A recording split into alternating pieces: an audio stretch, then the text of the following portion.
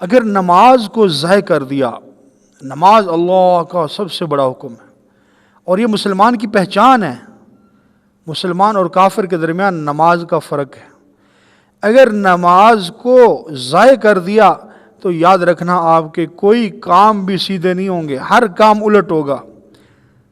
اگر نماز کو برباد کر دیا، ضائع کر دیا، نماز چھوڑ دی، باقی دنیا کے جتنے کام ہیں آپ جتنا محنت کریں گے، اس کے اندر کھپیں گے، وقت دیں گے، تو یاد رکھنا وہ سارے کے سارے الٹ ہوں گے، کوئی خیر نہیں ہوگی اس کے اندر، کوئی برکت نہیں ہوگی تمہارے کاموں کے اندر۔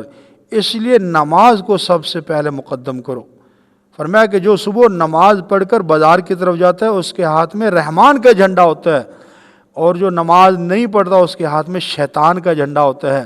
تو رحمان والے ہی کامیاب ہیں اور شیطان والے ہمیشہ برباد ہیں۔ اس لیے نماز کو اہمیت دیں، نماز 5 وقت پڑھنے کی کوشش کریں۔